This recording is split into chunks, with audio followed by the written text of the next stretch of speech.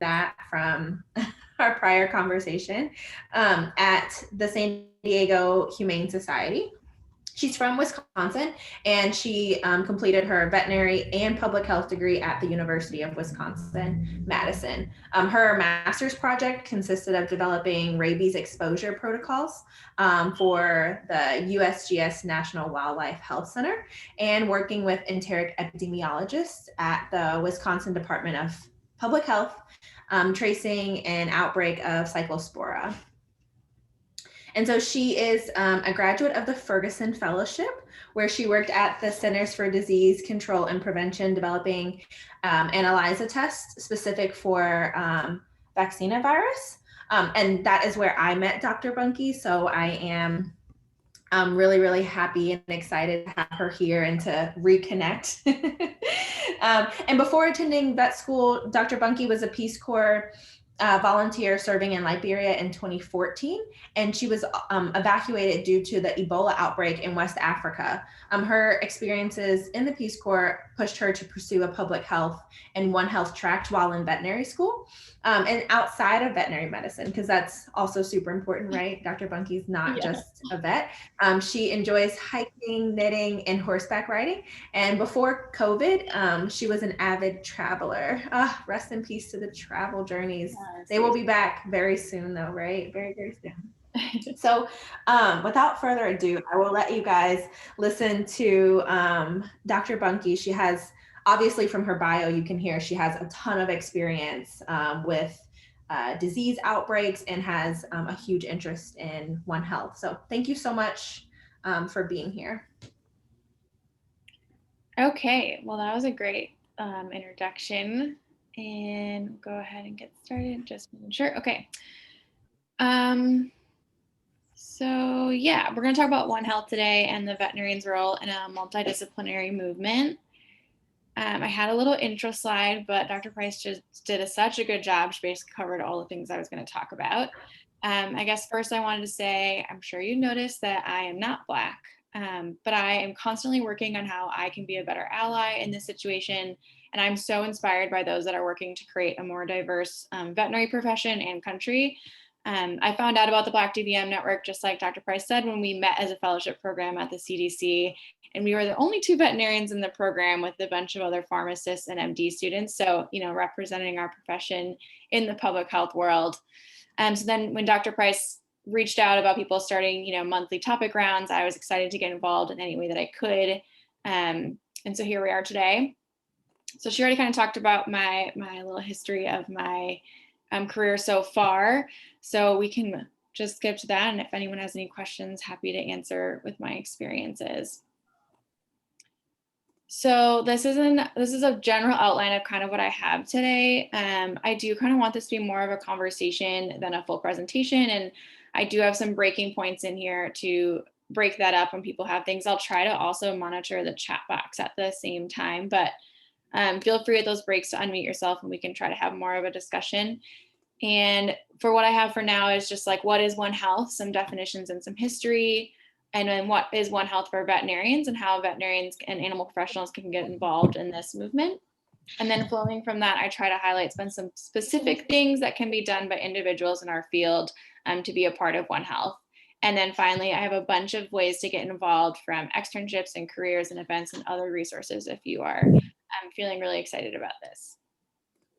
Okay, so this dog is not very ready to go to the vet, but I hope that we're all ready to tackle some One Health.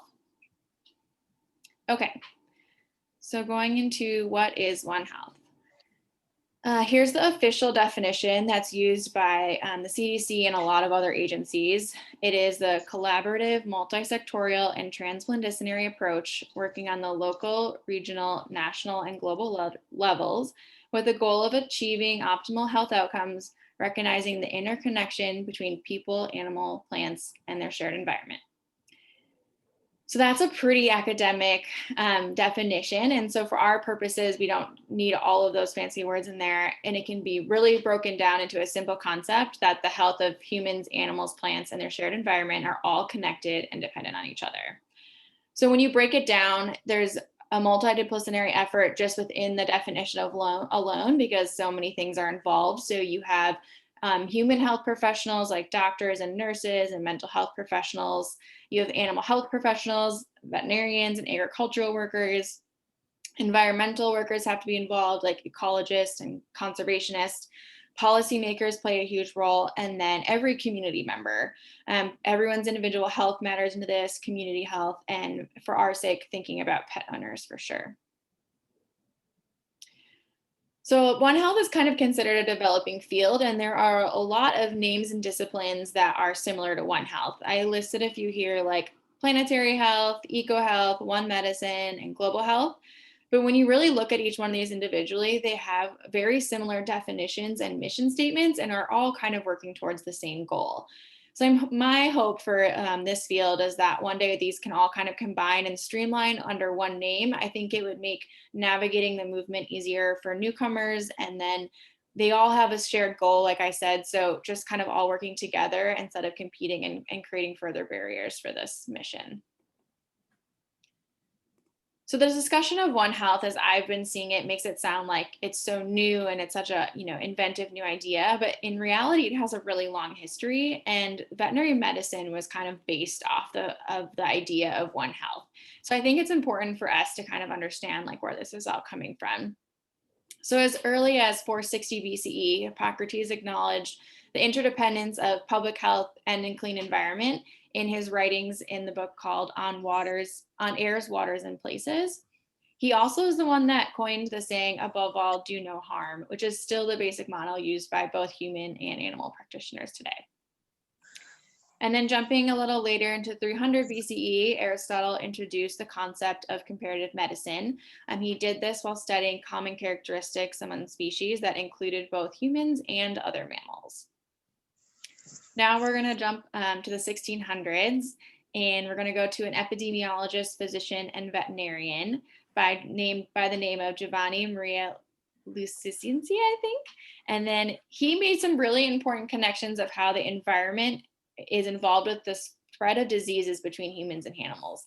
And he helped create management plans to depopulate herds that were affected by rinderpest and drain swamps near populations that were suffering from malaria. So he really understood how environments played an important role in how these diseases keep spreading within a population.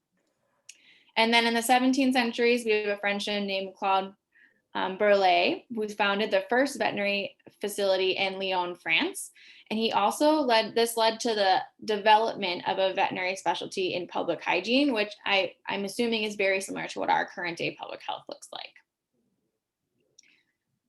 So then going into the next century, in the 1800s, we have Rudolf Virchow, who was a physician who had a lot of interest in human-animal linkages and how the disease transmission happened between the two species. And he did this while he was doing a lot of studies on the swine roundworm.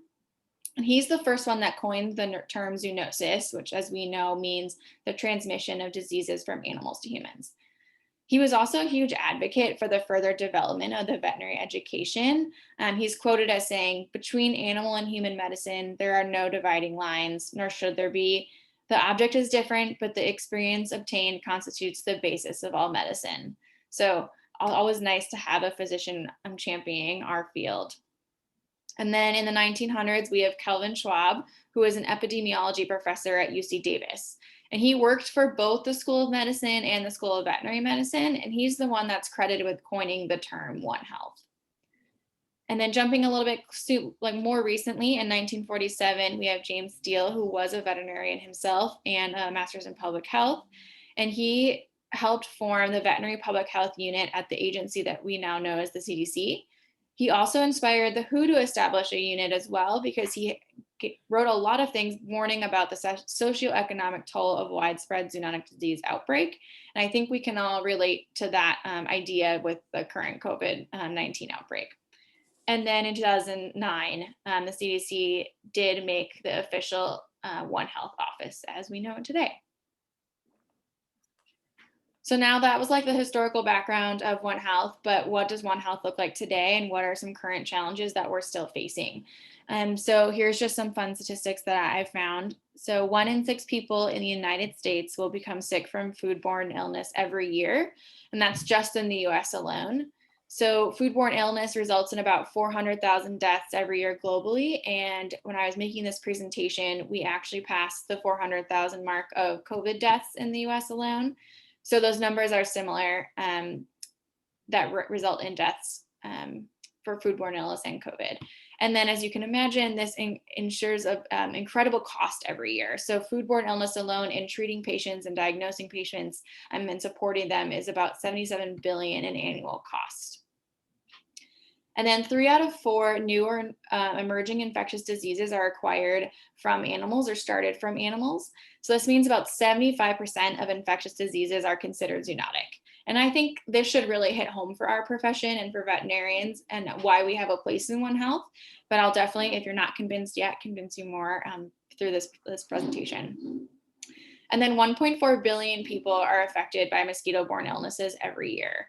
And that infection rate is just predicted to climb because the climate of our planet is warming, and that creates a more mosquito-friendly habitat in more places in our environments. And because of the warming climate, it also allows mosquitoes to expand their geographical region and affect naive populations that have never been exposed to these diseases before. So this kind of leads right into the next statistic, that all these disease numbers I just talked about and everything I talk about in the rest of the presentation are all predicted to increase as the global population continues to grow. So the world population reached about 77 billion in 2019, and it's projected to reach about 8 billion by 2025, which really isn't that far away. And I also have to remind myself that now it's 2021. So that's really soon. And as the population grows, both urban and rural populations have to grow and expand their geographical region, which just means we're putting ourselves at greater risk for exposure for new viruses, bacteria, and other diseases that can cause from animals to humans and increasing our overlap of our habitats. Okay. I'm just going to pause for a second and see if make sure everyone's still with me and can hear everything. I'm surprised my cats haven't made an appearance so far. Okay, looks like we're all still good. Keep going. Okay, so now One Health for veterinarians. So the One Health Commission is a great resource, and they have created a list of aspects that they are considering under the scope of One Health. And I'm going to talk about that phrase a lot through the scope of One Health. And as you can see here, I know this is a busy slide with a lot of words. It's a pretty exhaustive list of things that are considered under the scope of One Health.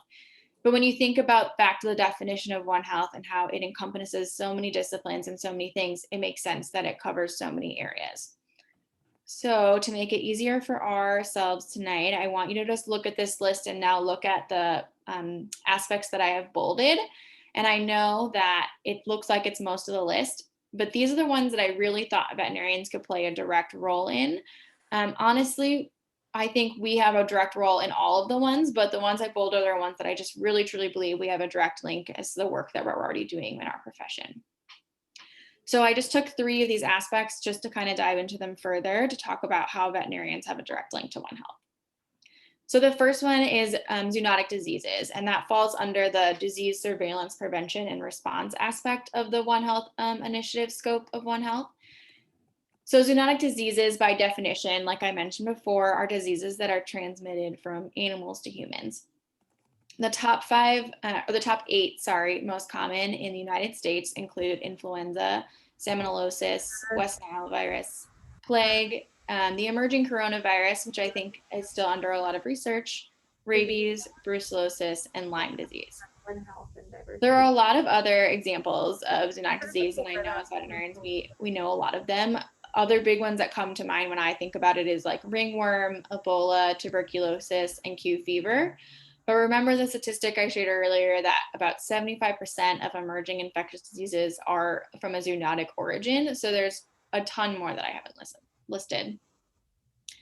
So transmission of these diseases can occur from contact with a multitude of different types of animals that include our domestic pets, livestock, and wildlife.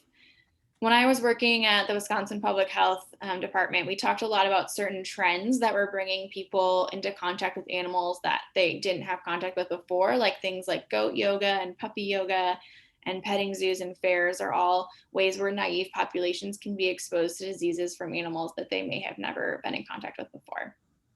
And then urbanization, which I just mentioned before, with our growing global population, as people become tighter in their communities and in urban situations, and they are closer together with both other humans and other animals.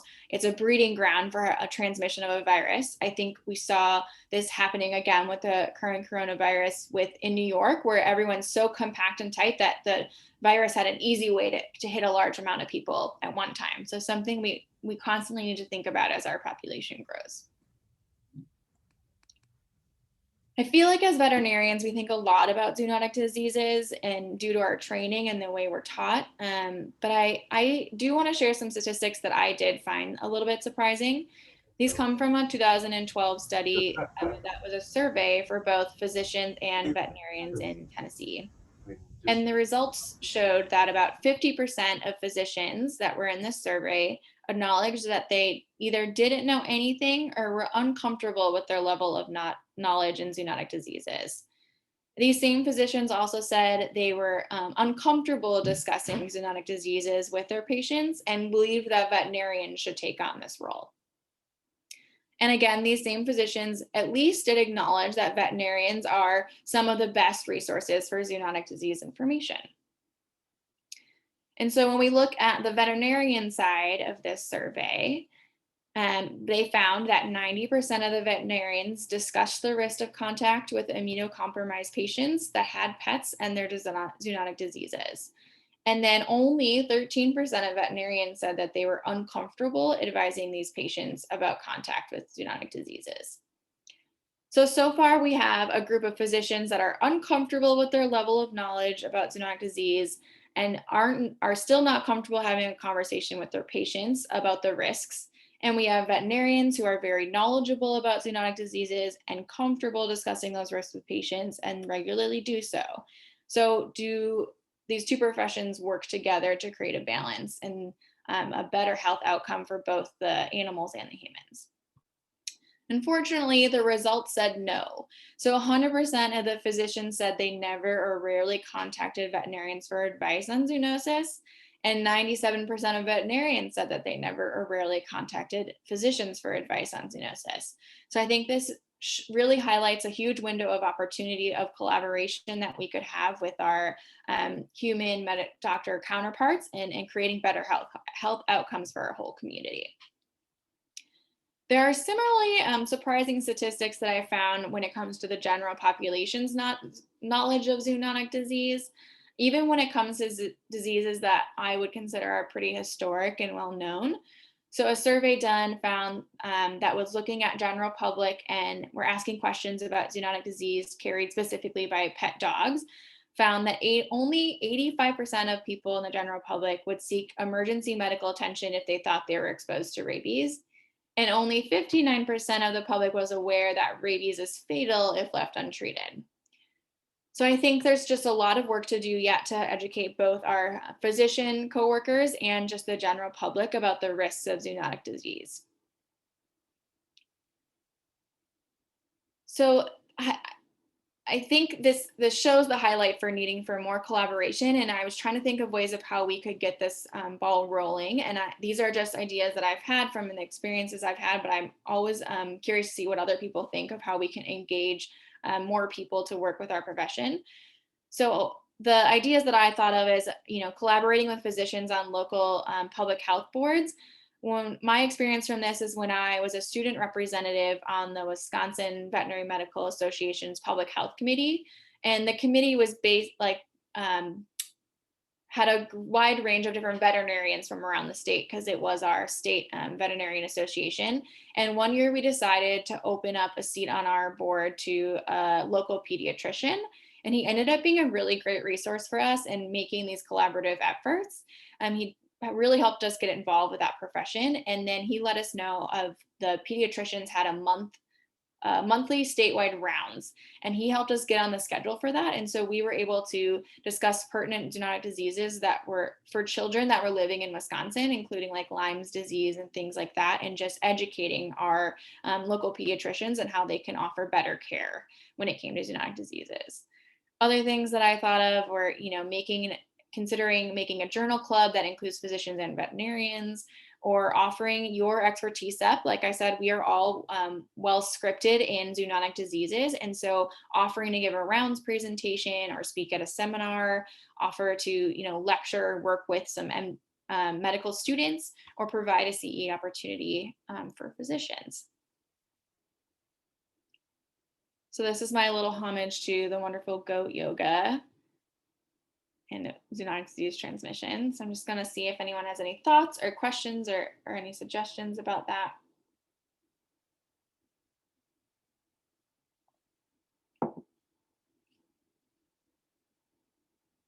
Okay. All right. Questions, comments. Don't be shy. Yeah. Otherwise, I'll just keep going. Okay. There'll be more opportunities if something comes up. So another element under the scope of One Health is the commonality of diseases. And I think, again, as veterinarians, it's easy for us to see how animals get the same diseases as humans, but how many of us have been talking to like friends and family about some pet at work or something you're learning about, and they're like, oh, animals can get that? Like I had no idea that animals get the same diseases. And we're like, yeah, all of us have probably heard something like that. But the commonality of diseases is just the basis idea for the idea of comparative medicine. And comparative medicine is the study of diseases in humans and animals and assessing their similarities and differences. And this really allows researchers to find better ways to diagnose, prevent, and treat diseases in all species that they're looking at. I threw some example diseases up here, and there are, the list is much longer than what I put in here. But I just wanted to go into some specifics about some of these. So obesity is a growing problem in both humans and animals, as I'm sure a lot of us are aware. Below, just some statistics showing that about 71% of Americans that are 20 years or older are either considered overweight or obese. And there are groups in the population that are disproportionately affected by obesity. The CDC shows that non-Hispanic Blacks have the highest age-adjusted prevalence of obesity. And a study looking at education levels in comparison to obesity found that people that are less educated have a higher prevalence of obesity compared to those with college degrees. So when we look at animals, we see statistics that are pretty similar. So 56% of dogs and about 60% of cats are considered overweight or obese. And again, there's evidence that pet obesity also disproportionately affects different groups. A study found that dogs owned by lower income pet owners are more likely to be overweight than those in higher income brackets. So obesity is a disease that can lead to other health problems, and these conditions are shared by both humans and animals, and they include things like type 2 diabetes, joint and arthritis, certain cancers, and endocrine imbalances.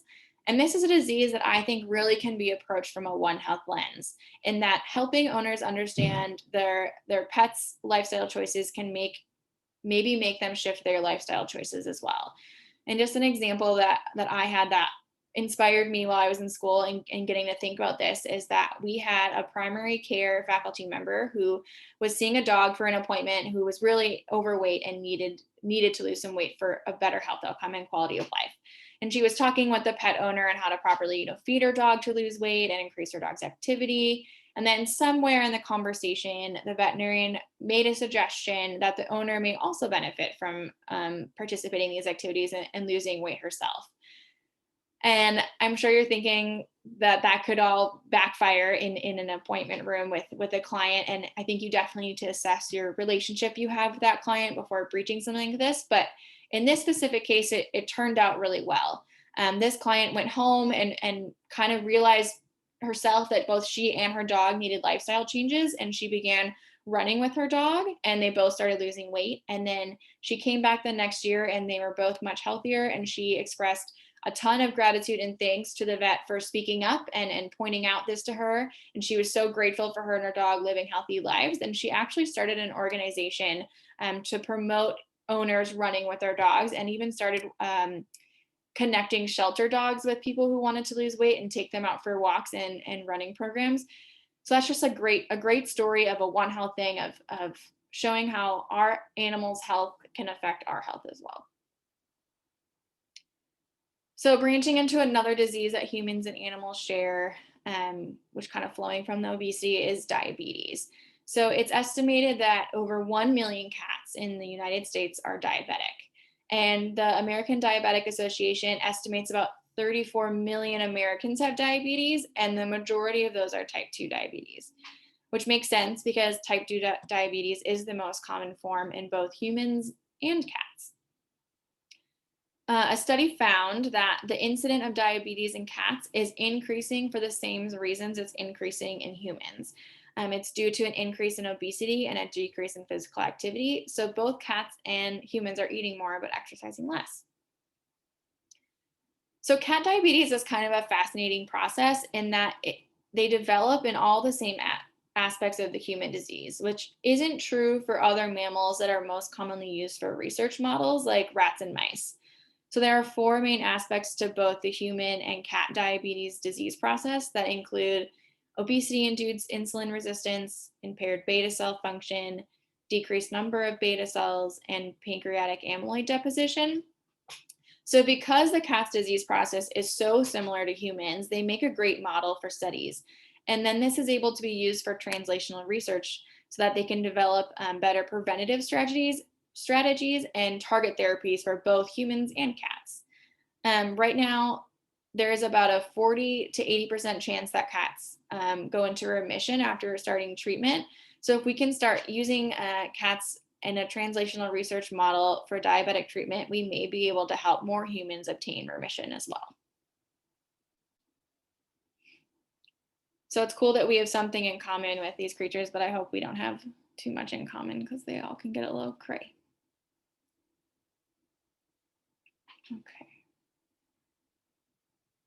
Okay, so then I'm going to switch gears a little bit away from diseases and then talk about another aspect that's under that scope of One Health, which is the human-animal bond. The human-animal bond is defined as mutually beneficial relationships between people and animals, including companion, livestock, and wildlife, that influences the psychological and physiological state of the other. There are a ton of studies and resources that have shown there are benefits for positive relationships with humans and animals. And a lot of those benefits are listed here, things like reducing anxiety and stress, lowering of blood pressure, decreased risk of heart disease, prevention of allergies in children, supporting children with autism, help for veterans with PTSD, increasing opportunities for social interaction, and support for longer life. And then therapeutic value for animal relationships and interactions with humans in isolating conditions such as nursing homes, hospitals, hospice, and prisons have been really well documented. So we know that it's beneficial for humans to have relationships with animals. And that being said, we also know that pet ownership and veterinary care is extremely expensive and can be out of the means for many. We know that about 65% of American households have pets. And this means that about 29 million pets live in poverty with their families. And even those that are considered to live above the poverty line still express difficulty in affording care for their animals. A study found that about 1 in 4 households have a barrier to obtaining veterinary care that goes just beyond the means of financial concerns. This includes things like veterinary deserts, which means there's no veterinary clinics within a certain neighborhood or geographical region, limited transportation options with their animals, the lack of knowledge of where or when to obtain care, and the lack of resources to move their animals, such as leashes, carriers, or even other pet supplies. So I believe that veterinary medicine serves a society and a community as a whole, and our profession fulfills health needs for both humans and animals. And I know that the cost of veterinary care can be difficult for our profession to talk about. We all spend a lot of time and money becoming veterinarians, and I do believe that our services are valuable. I also think that there are ways that our profession can address some of these barriers in ways that benefit us, our clients, and the animals. So I was recently introduced to this idea of spectrum of care, which differs from a lot I heard about a lot in school, which was the standard of care. So the spectrum of care is the idea of practicing care for animals that is grounded in evidence-based medicine and uses proven and effective treatments for animals while also taking into account the client's expectations and values, the living situation of the animal and the human, and the financial means to determine the care for that partnership.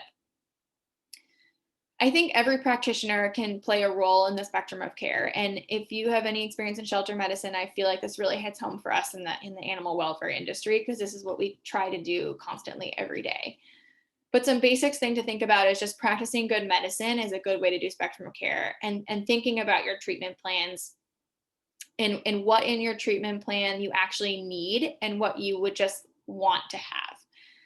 I know in school we talked a lot about running minimum databases on every patient, and that would include, full blood work, CBC chem, and urinalysis.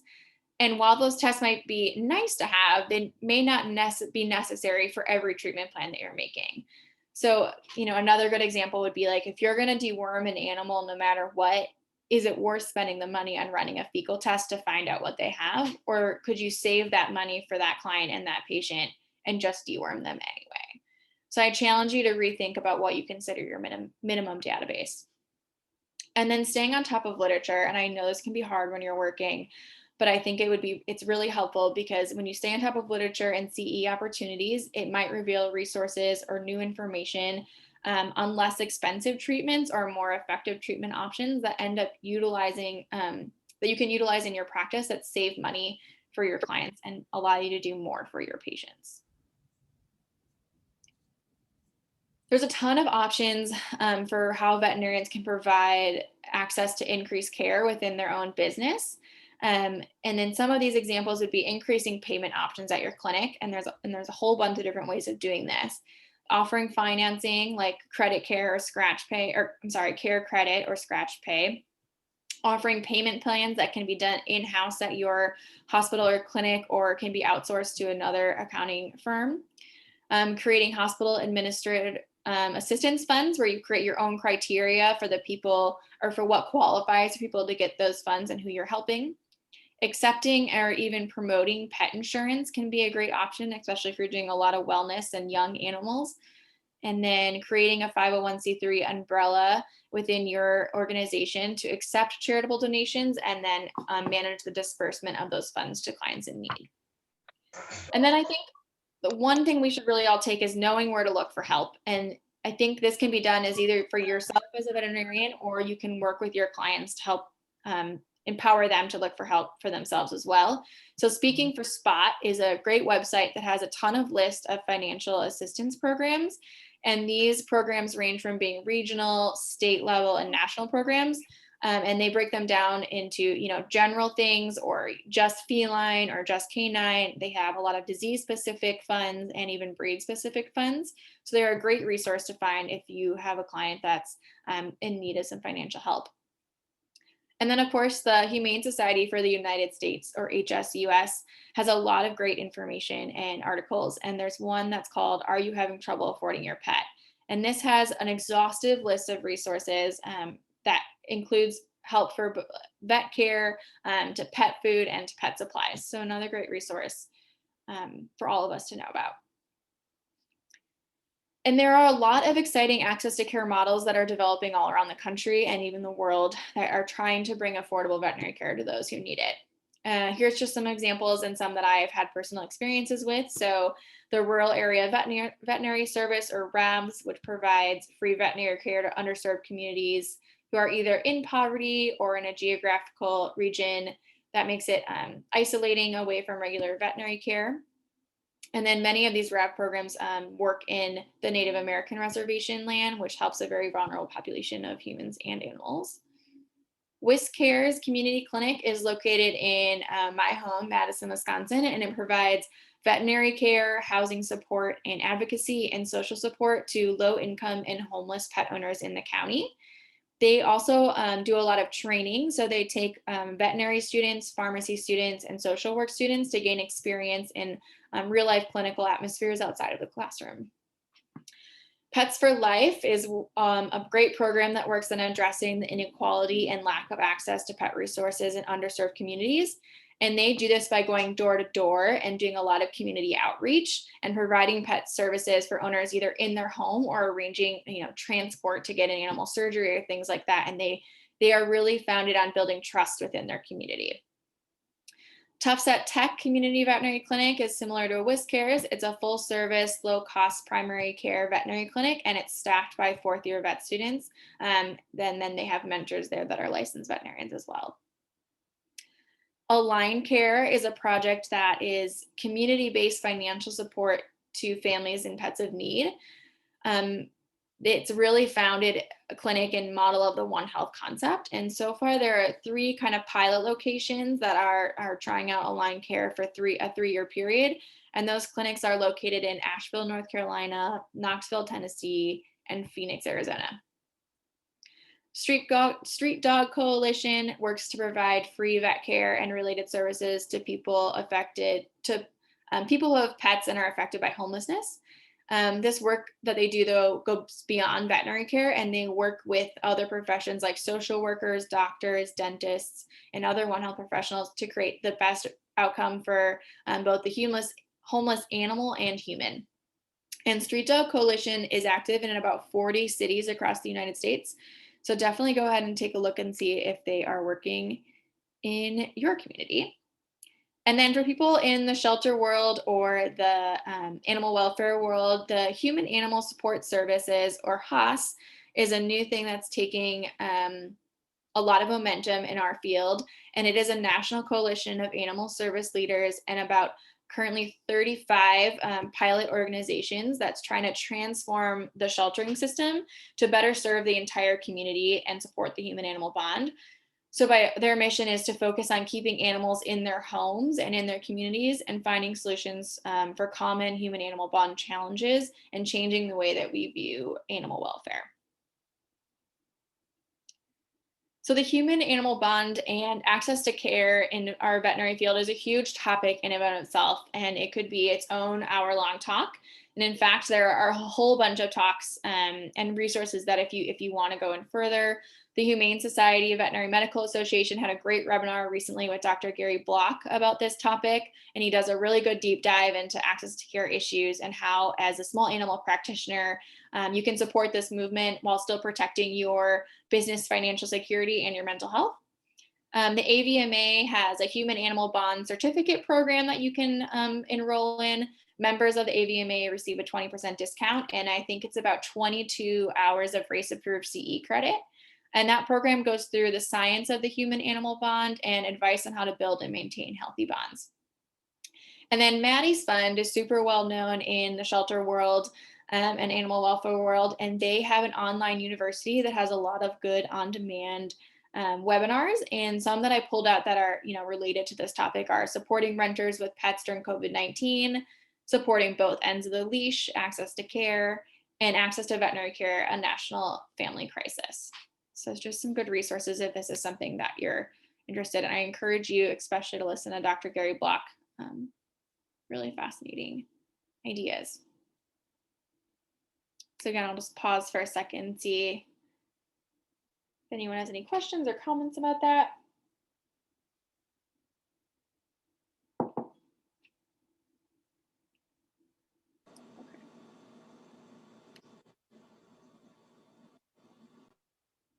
Cool.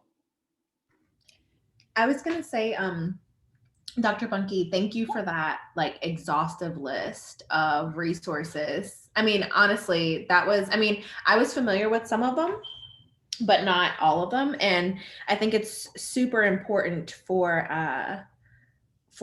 practices to have those types of resources on hand for people to know how to be able to afford care for their pets. Yeah, definitely. And there are a lot of resources out there, and I think, even me making this presentation, it's just like how to find them, and how to find good examples of people that have done it. So if people are interested, I'm happy to share my resources and where I got them, and try to help you connect with people that have done it before, so that we don't have to reinvent the wheel every time. Right. Yeah. Thank Yeah. you for that. Yeah. And at the end, I have a whole bunch of other resources. So yeah. Uh, Matt, for sure, about jobs in One Health. I have a whole section on that about jobs and careers and more experiences. So hang on one second. Okay. So in this section, I just kind of wanted to recap a little bit of kind of what we just talked about, and really highlight like what you can do as an individual in practice, or meet you anywhere that you are within the veterinary field, and get involved in One Health. So breaking it down, like within your clinic, as practitioners, we can all prevent the spread of zoonotic diseases.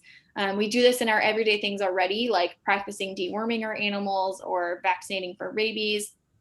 But you can also extend preventative efforts by educating your clients about certain diseases, like pregnant women with toxoplasmosis in their cats, and how it's safe ways that they can interact with their cat and keep their cat in their home, or how the lice in kids isn't coming from your dog, and it's safe to still have your dog in your home.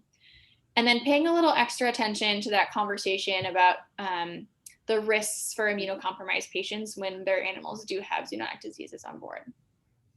I think antimicrobial stewardship is huge in One Health. I didn't touch on it today. Again, that's another hour talk in and of itself. But just being aware of how you're using antibiotics, only using it when they're indicated and needed, and choosing the correct drug and length of treatment. And I know that client compliance can kind of be an issue, but doing your due diligence when it comes to antibiotic usage. And then being cognizant of that human animal bond we talked about, and being aware that caring for that animal has an effect on the health of your clients as well. And then access to care, so working with your clinic or participating in ways that brings more access to care for those who need it. And then one that I found interesting is exploring the types of studies that are taking place in your area. And I'm sure this is a little bit easier if you live in a larger city, or live in a city with a veterinary school attached to you. But reaching out and saying, like, what kind of translational studies are you working on? And is there a way that I can help recruit my patients that maybe have these diseases that I'm seeing? Because recruiting patients can sometimes be the hardest part of these studies. So trying to be an advocate for your fellow veterinarian that's doing this awesome research. And then advocacy is a great way to get involved in One Health, just outside of our daily professional obligations. And there's a lot of different ways you can do this. It can be as small as signing a petition, or it can be as big as running for office yourself. Embrace Advocacy is a great platform that I found that actually helps inform veterinary professionals of related issues, and then ways to contact your local state and federal representatives around those issues.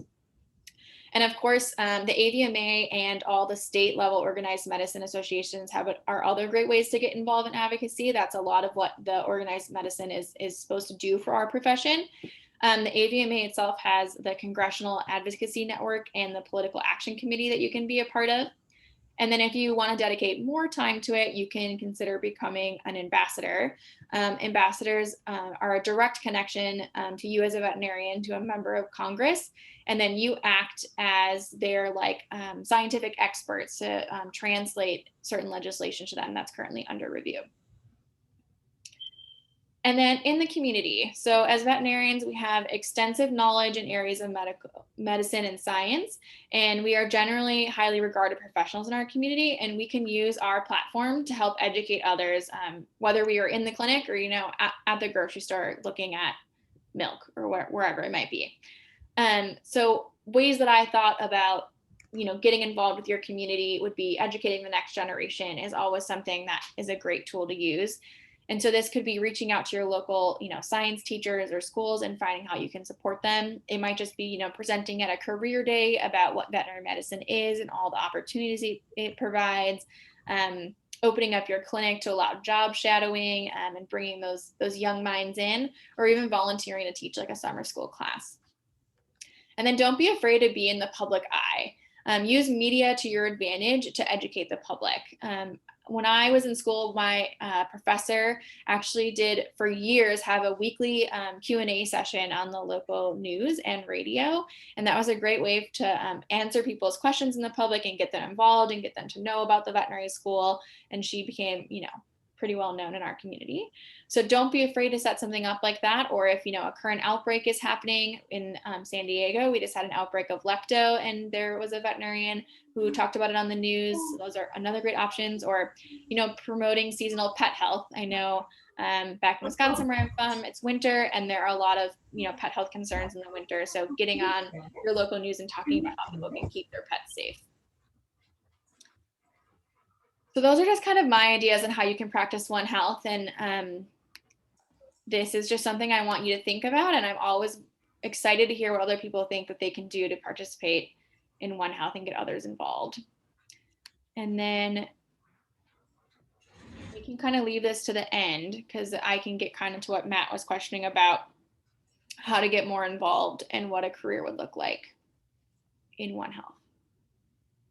So first, just to start, I just have a list of events, if you just want to keep dipping your fingers into One Health and what it's like. So the One Health Academy is based out of Washington, D.C., and it is done all virtual. They do monthly meetings and topic discussions, and they have participants from all different disciplines that are just interested in dialogue and learning and social engagement around One Health. One Health Day happens on November 3rd, and it's a globally recognized day, and there's a lot of lectures and contests and poster presentations that happen on this day all around. And the One Health Initiative website keeps kind of a master list of all the events that happen. And then One Health Awareness Month is in January, so we just missed it, but it's okay because February is Black History Month, so that's another good thing to celebrate all month long. The CDC Vet Students Day. So this is something I did as a student. It's generally a 2-day event where you go down to Atlanta, Georgia, to the headquarters of the CDC, and you do, real-time epidemiology work, and you get to hear a lot of different veterinarians that work at the CDC and roles they have and career paths that they've taken. And then the AVMA Legislative Fly-In is another 2-day event where students get to participate in a legislative workshop in the Washington, D.C. So those are the little events. And then, of course, conferences are a great resource to get involved and keep up to date with the current things that are happening. So I just listed some here that I know have great One Health or veterinary tracks. The American Association for the Advancement of Science has a theme this year of understanding dynamic ecosystems. And if that doesn't sound like One Health to you, then I'm not sure what does. That's happening on February 8th to 11th. And then also in February, the Vikas Veterinary Summit is happening virtually as well. And I was just looking through their programming, and they have a lot of really cool topics that they're covering. They have an antimicrobials stewardship section. They have a talk on vector-borne disease testing. There's a talk about the top 5 deadly bugs in your practice and how to stay safe as a practicing veterinarian. And then one on the important roles pets play in human health. And I think the one I'm most excited about is this One Health, One Future conference that's being hosted from Fairbanks, Alaska. It was supposed to happen in 2020, but obviously COVID. So now they're pushing it to April of this year, and it's going to be held virtually, and it should be really good. They're still working on their list of speakers. The Animal Care Expo is a big one, I think, especially in the shelter and animal welfare world. They have a ton of great resources and talks. This last year, they had a really great section on social justice and how access to care is a social justice issue. And that happens again in April. American Public Health Association always has a veterinary track of lectures and things related to the veterinary field. But then once you go, you can be a part of any of the conversations. So this year, their theme is creating the healthiest nation, strengthening social connectedness. And that's being held in Denver. They didn't say they had a virtual component, but I'm sure they will. And then there is a global One Health conference in October that's taking place in Jamaica, which sounds fun. So if you're still a student, there's a lot of opportunities for externships to get involved in One Health. The CDC Epidemiologic Elective Program is great. It's a 6 to 8 week program for medical and veterinary students to get kind of your real life public health and applied epidemiology experience. The FDA has a veterinary clerkship program, which again, for 3rd and 4th year students, you kind of dive into the policies of getting approval for new animal drug and development and food safety. The RX One Health Field Institute, based in California, is happening this July. And I wish I would have known about this as a student because it sounds really awesome. It is a field-based experiential learning course in One Health core competencies, and they look at a whole bunch of things like climate change, biodiversity loss, health disparities, and antimicrobial resistance. Some other ones are the James A. Ferguson Emerging Infectious Disease Fellowship, which is the one Dr. Price and I did. It was a 9-week fellowship at the CDC, or working with the CDC, and you gain experience in areas of infectious disease and health disparities, and you try to gain clinical experiences and develop professional leadership within the public health field. The AVMA has a government relations externship where you go to Washington and you work with lawmakers on issues that impact the veterinary profession. And then COHA has a Clinical and Translational Science Award One Health Alliance Fellowship opportunity. Their name is always so long, but COHA is a really great program that is a partnership between medical schools and veterinary schools that all are in our collaboration together. And they have these really cool fellowship opportunities looking kind of a lot of that commonality of diseases or translational medicine. So some of the fellowships I pulled out here are animal models of human genetic disease, comparative cancer genomics, vector-borne disease epidemiology, ecology, and response, and translational research in invasive bladder cancer. So awesome fellowship opportunities for veterinarians that want to get more involved and more experience in a One Health situation. And then careers. This is something I struggled with as a student as well, and like how I can make a career out of One Health or just put One Health into my career. So there are ways to just do, a full One Health career. The National Institute of Health does a lot of medical research and hires veterinarians for sure. The Centers of Disease Control and Prevention, they have the Epidemic Intelligence Service, or EIS, which does accept veterinarians as well as other medical professionals, and they are considered on the front line of public health. And I believe it's still a 2-year program for your postdoctorate stages. The FDA definitely has a lot of career opportunities, as does the USDA, because the USDA houses the Food Safety Inspection Service, the Animal Research Service, and Animal and Plant Health Inspection Service that all hire veterinarians. And then I didn't put a whole list, but academia has a ton of opportunities. There are PhD programs in public health and One Health. You can get a master's in public health, which Dr. Price and I both have. I'm sure we would both be very willing to talk to you about that. The University of Minnesota has a residency program in veterinary public health and preventative medicine. And I have a whole list of universities and colleges around the country that have One Health or public health department. That's the word I'm looking for. So if you're interested or you want that as a resource, I'd be happy to share that with you.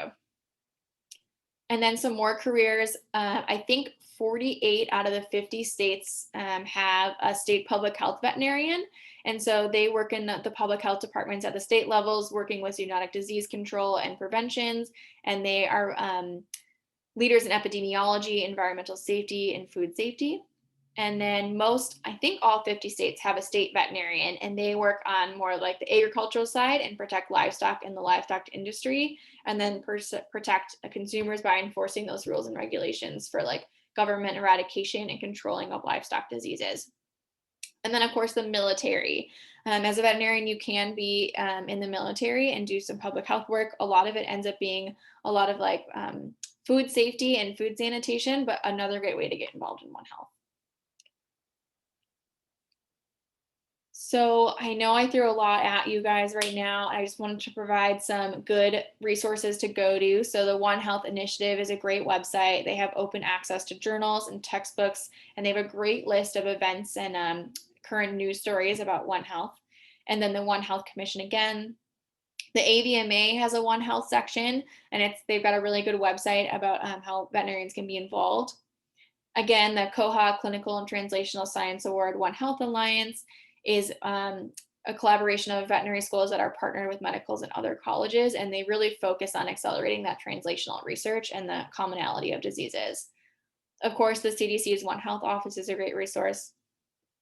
And then Maddie's Fund. Maddie's Fund is a great animal welfare, but they dive into a lot of different things. And the access to care and human-animal bond, I think, is really important to One Health, and they have a lot of great resources, as does the Humane Society of the United States or the Humane Society Veterinary Medical Association.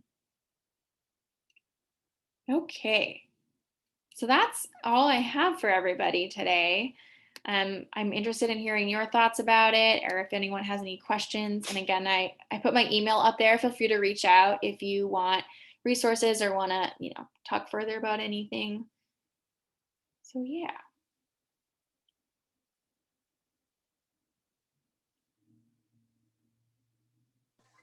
Just wanted to say thank you.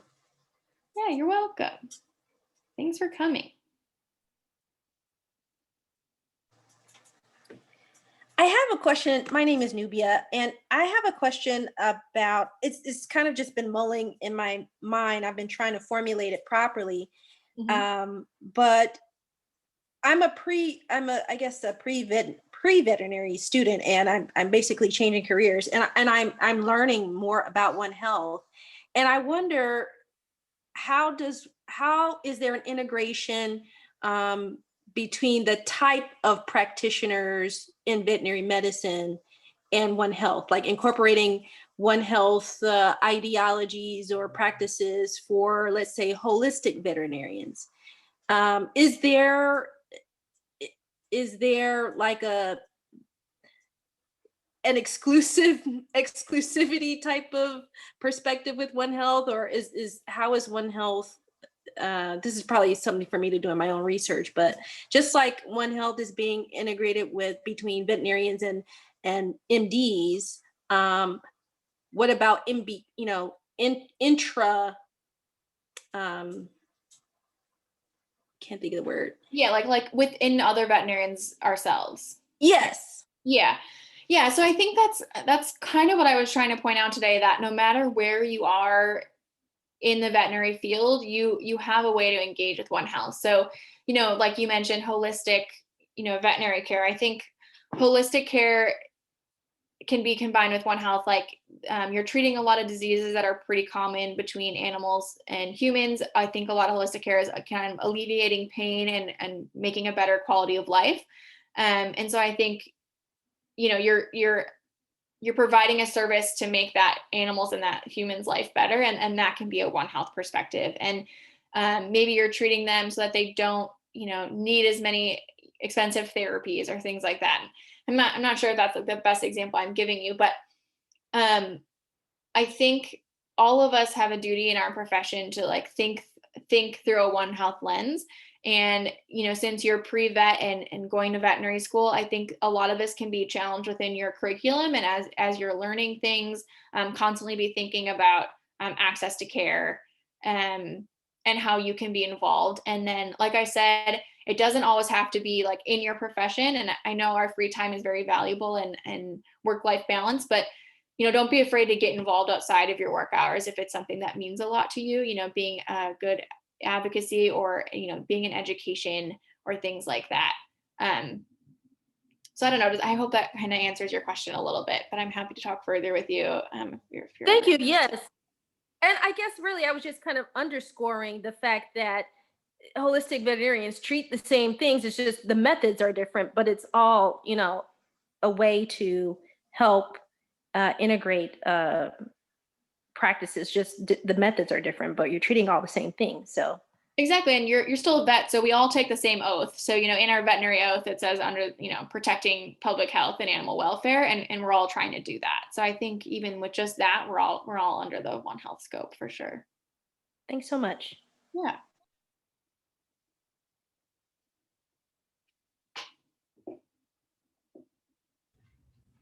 Other questions for Dr. Bunke while you guys have her here?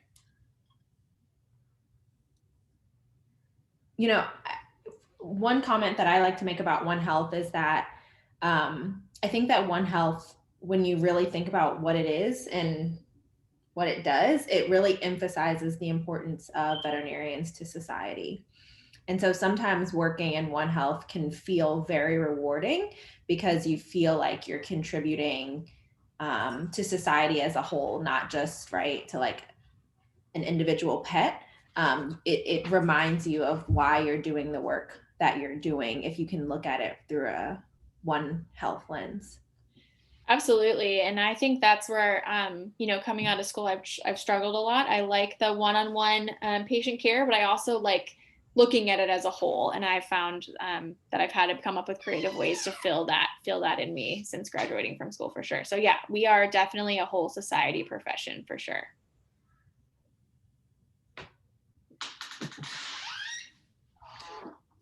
Cool. Well, I put my email up there, and Dr. Price has it too. If you guys ever want to talk, please feel free to reach out. Or if you have any other questions, happy to share resources. But thanks for hanging out for tonight. Yes.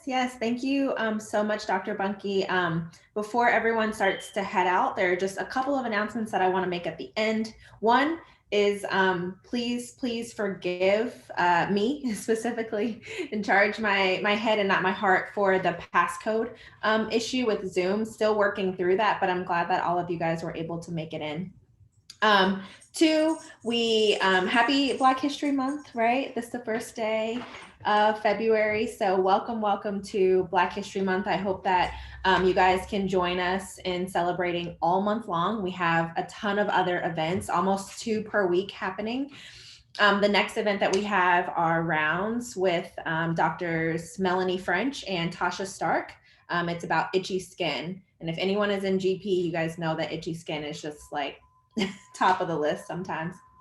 But we have a lot more events. We also have a Black History Trivia Night.